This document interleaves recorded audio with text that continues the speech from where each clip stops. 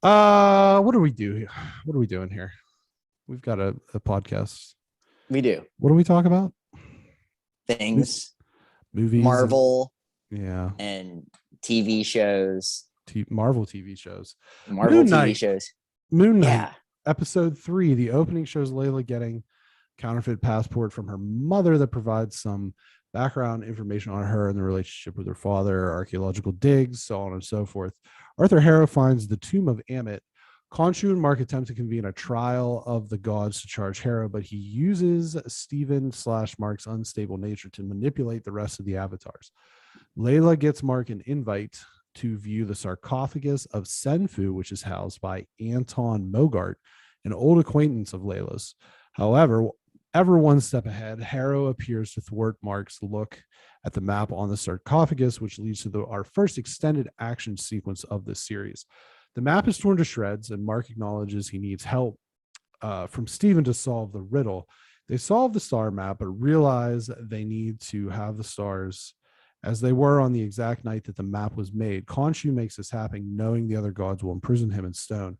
After he is imprisoned, it is up to Mark, Stephen, and whatever other identities are rattling around inside the head of Khonshu's avatar. And as a quick note, Anton Mogart was portrayed by the French actor, the late Gaspard Ulliel, who passed away in January after a skiing accident. This show Episode this 3. show gets better every episode, and I love it. And once again, this action sequence was so cool. The way this whole episode to me was like the way it was shot was just fascinating. Has like this, it's called Moon Knight, and I hate to say it like this, but it felt like you literally did have like the moonlight kind of episode where, you know what I mean though, where like there is kind of that overview of it, and it made it look cool. It made it seem different than other things that we watch in the Marvel universe, because the Marvel universe is so much about bright colors and pop. Sure. Yeah. And this was more of like, this is a departure from all that. And it keeps leading me to believe, like, because it's such a departure, maybe it is its own thing, because it's not trying to be, other than the action and the fantasy, but there's a lot of action fantasy things that are not Marvel. And this is going so far away from that. Fast and the Furious? Like the Fast and the Furious. And so and the plot is just much more intricate too than like a Marvel plot. It's obviously it's good versus bad, but there's a lot of other underlying, layers to it. The show is definitely we thought it would be cool. We definitely thought it would be cool before it started. It's even better than I thought, but it's also like more interesting. And this was the episode where like so much was happening. It's a girthy episode. I think it was 53 minutes 53 in total. Minutes. Real chunky. And I was okay with it though. It has like this mini movie vibe that I don't mind with this particular show. Now we're at the halfway mark. So we have 3 more episodes to go. Still nothing leading me to believe when we're going to get a Marvel character in. I still think we will, because I do think at some point they'll tie it together. But I think if they do, it'll be almost minor, and it may not even mean that we're getting Moon Knight in anything else. It just means that this just happens to be something that makes it part of it. I love Khonshu's voice too. I just can't get enough of that. I love Khonshu's voice. I'm in disagreement with you on that. Okay, that's fair. Yeah, that's fair. It's almost like Venom to me, where it almost sounds like Venom. And there's like that whole thing that's what it reminds me of, is the relationship between Venom and Eddie Brock. Oh, sure. A little bit. And I don't really like the voice that much. Okay. I like the show a lot. I don't think I like it as much as you do, but here's where I like it and here's where I dislike it. I would rather just see the story of him and his like dissociative personality disorder. That to me is the most interesting part of this show. And I almost felt like whenever the action sequence started and Moon Knight comes out, I was actually like kind of bummed about it. I was just like, oh man, like like it brought it back into the whole superhero thing, which is Sure. good in a sense that they're telling a very different story here. But where I felt like, oh, his suit's going to be awesome. He looks like Batman to an extent, only his suit's white. It doesn't really work for me as much. And it's almost like, the best way that I can put it is, Oscar Isaac is such a good actor that putting him in a suit does him a disservice. Sure. And that's where I get a little bit hung up with this, because I think the story the whole way outside of just the Moon Knight character is fascinating. And that's like the Egyptian gods and the different avatars, and they're meeting inside the Pyramid of Giza, and he's got this split personality. They're hinting towards maybe there's more in there than just Mark and Steven and those other personalities. That's all really interesting to me. But then when it becomes the Marvel thing where it's like, okay, well, now we need him kicking ass, it's just right. it's like boring.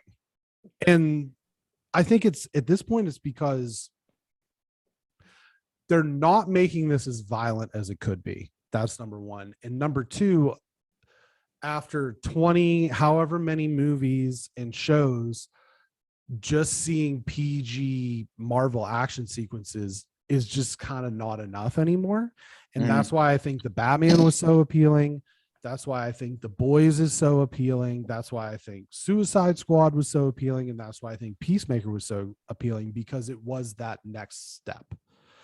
And so, as much as I do genuinely really like this show, I think that it's a service to the plot in and of itself, that the plot is keeping me so invested, when the superhero Marvel action-y elements are, to me, the downside of the show.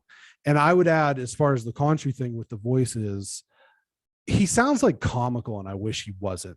I wish it was more like he's the Egyptian god of death justice or whatever he is. I wish he was creepier. You know what I mean? Rather than just sounding like a Venom ripoff.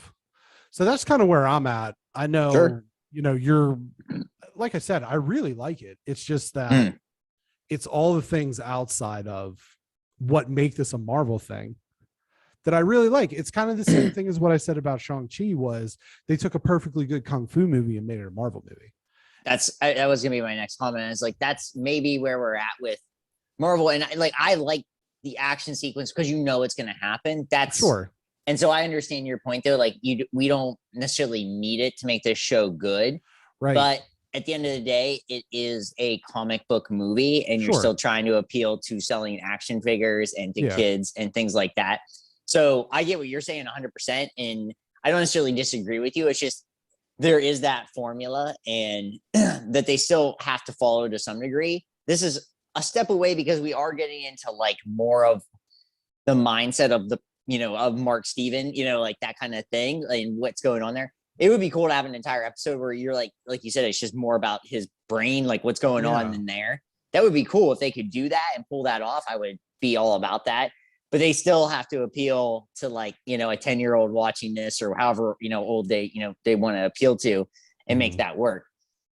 It's, for me, I think the other thing for me too is this is them trying their hardest to not be like everything else they've done. And this is, I think, is best they can really do until they actually make a true shift. They have to actually make a shift in everything else, I think, before they can do that. Because I think if this was what you said, where it's either, a full, like psychiatric, examination of him, or like when it's action, it's super violent. I think that would be a shock to people. It wouldn't necessarily be a shock to us, but to some people that watch this as like fodder of, I just need to sit back and kind of watch something and not think about too hard or anything like that. That's where it would be tough. Yeah. I will say, especially now where they're bringing the Netflix Marvel stuff to Disney Plus, and that precedent is there, I think that they should push that. I think they should challenge the viewer a little bit more, because at the end of the day, what makes this different than the Hulk, really, is all of his mental stuff, his mental health issues.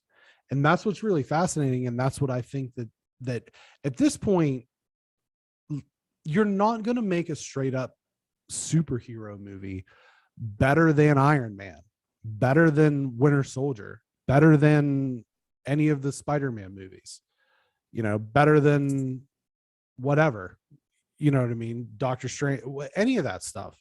You're not just going to introduce a character and it be on the same level as any of those things. Thor Ragnarok, whatever, Black Panther. It's just really hard at this point because it's hard to make something different, and they have something genuinely different with this character and the character's backstory. And it just seems like, I do think that they're trying to make that the focus, but like you said, at the end of the day, this is a superhero show. So you have to make it a superhero show. And it's just, like I said, it's almost a shame. And after the first 2 episodes, I was pining for more Moon Knight action because we got so little of it in the first 2 episodes. But then it's kind of that situation where sometimes less is more. And I feel like the longer into the series we get, the more and more of Moon Knight we're going to get, and less of Mark and Steven, and who, like I said, whatever other identities there might be. And I think it's going to lose some of what makes it special along the way, if that is ultimately what happens.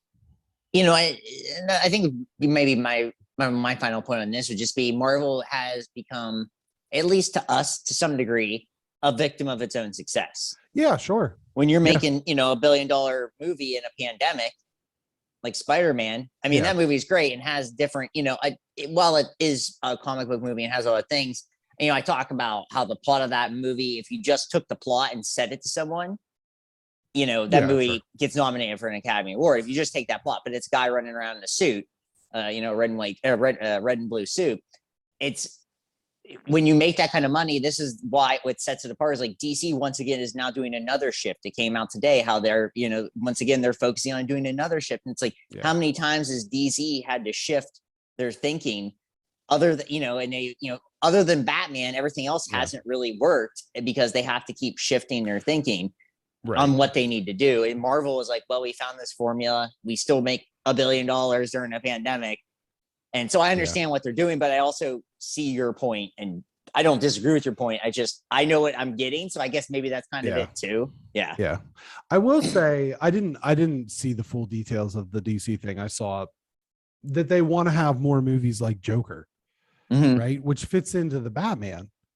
Right. Because at the end of the day, all the Marvel stuff is better than the DC stuff on a 1-to-1 base level, but nothing trumps Batman. Like Batman is DC's ultimate trump card, because as great as Spider-Man No Way Home was, I saw it in theaters. I thought about going to see it again, and I literally haven't thought about it since. The Batman's going to be on HBO Max on Monday. Okay, so this comes out on Friday. Our podcast Janie's birthday. Friday. Monday is going to be the Batman, and I'm considering calling off to just sit and watch it like back to back to back to back. I'm definitely going to watch how freaking good that movie was. Yeah. Like I thought about it more and more, and not to get too far into the weeds because this is a movie. No. But Spider-Man was awesome in the moment, and it hit you with the nostalgia. And it hit you with all that stuff. But after a week, I didn't think about it again. And I haven't been able to stop thinking about Batman since I saw it. And I was going to see it again had it not been announced that it was going to come to HBO Max so soon. Right. Yeah. Same. That movie's so good. And like you said, when we did the review, I'm already mad that it's not going to be nominated for Oscars. I'm already upset about it. I agree with you 110%. Because I look at the list of movies that's coming out this year. Nothing is going to be better than it. I'm sorry. No. As fun as Thor and Doctor Strange and all that stuff is on the comic book side, and there's some other movies on the dramatic side, nothing's going to be as good as the Batman. But this is a Moon Knight review. It is a Moon Knight, but we're still talking. We're still getting to that Marvel. For us, we call it a Marvel problem. Yeah. the victim of their own success. I think, we'll see what happens too with the rest of this series and where things progress forward, because I think eventually it has to fail to some degree. Yeah. Well, I think the Eternals.